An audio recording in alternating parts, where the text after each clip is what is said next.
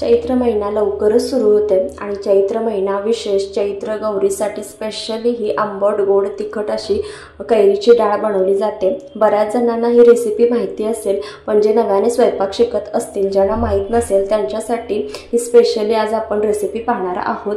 एरवी सुद्धा तुम्ही ही कोशिंबिरी प्रमाणे खाऊ शकता। तर पटकन रेसिपीला सुरुवात करूयात। तर इथे मस्त ताजे असे तोतापुरी कैरी आणलेली आहे बाजारातून। तर त्यातली मी एक छोटीशी अशी ही कैरी घेते। ही स्वच्छ धुवून घ्यायची आहे, याचं साल काढून टाकायचं आणि कट करून घ्यायची आहे। त्यासाठी लागणारे साहित्य आपण पाहूयात। एक पाऊण वाटी चणा डाळ मी रात्रभर भिजत ठेवलेली होती, त्यातलं पाणी पूर्णपणे काढून टाकायचं आहे आणि आता ही चणा डाळ आपण यामध्ये वापरणार आहोत। तर त्यानंतर इथे मी अर्धी कैरी घेतलेली आहे कट करून। थोडीशी चाकून पाहिली तर थोडंसं आंबटपणा जास्त होता, त्यामुळे मी अर्धी वाटी इथे कैरी घेतलेली आहे, साल काढून कट करून घेतलेली आहे। त्यानंतर इथे ओलं खोबरं थोडंसं मी कट करून घेतलेलं आहे। हिरव्या मिरच्या 2 घेतलेल्या आहेत। जसं तुम्हाला तिखट हवं आहे त्या पद्धतीने तुम्ही घ्यायचं आहे। अर्धा इंच आलं घेतलेलं आहे, आल्याचा तुकडा। तर हे साहित्य आपल्याला लागणार आहे। तुम्हाला वाटल्यास थोडीशी बारीक चिरून कोथिंबीर सुद्धा इथे वापरू शकता। तर आता हे जे साहित्य आहे ते एका मिक्सिंग जारमध्ये आपल्याला काढून घ्यायचं आहे।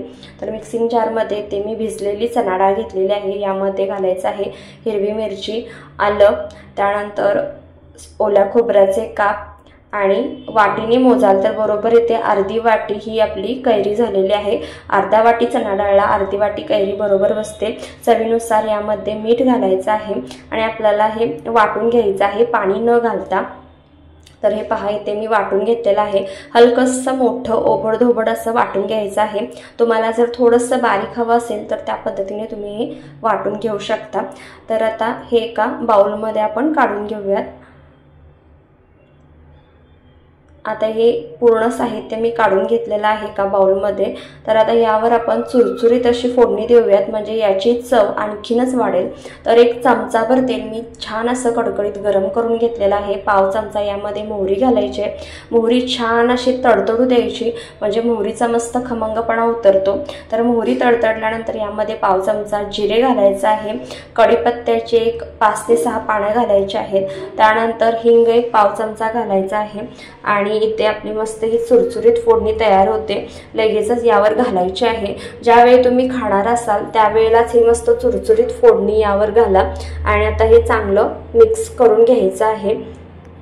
ज्यावेळी आपण ही डाळ कैरी बनवत असतो त्यावेळी थोडीशी कैरी तुम्ही टेस्ट करून पहा आणि त्यानुसार यामध्ये कैरी तुम्ही ॲड करू शकता, म्हणजे जास्त आंबटपणा याला येणार नाही। तर तुम्ही जर या चॅनलवर नवीन असाल तर प्लीज अशाच नवनवीन रेसिपींसाठी चॅनलला पटकन सबस्क्राईब करा। सबस्क्रिप्शन अगदी फ्री आहे। बाजूच्या बेल आयकॉनवर प्रेस करा, म्हणजे येणाऱ्या नवनवीन रेसिपींचं नोटिफिकेशन सगळ्यात आधी तुम्हाला मिळेल। रेसिपी जर आवडत असतील तर प्लीज लाईक करायला विसरू नका। चैत्र महिन्यामध्ये केली जाणारी ही चटकदार आंबट गोड तिखट अशी ही कैरीची डाळ तयार आहे। याला डाळ कैरी सुद्धा म्हटलं जातं। तर तुम्हाला रेसिपी कशी वाटली कमेंट करून नक्की सांगा। चैत्र गौरीच्या हळदी कुंकू समारंभामध्ये स्पेशली महिलांना देण्यासाठी ही डाळ कैरी केली जाते। तर पटकन रेसिपीला लाईक करा, चॅनेलला सबस्क्राईब करा आणि जितक्या जास्त जमेल तितक्या जास्त शेअर करायला विसरू नका।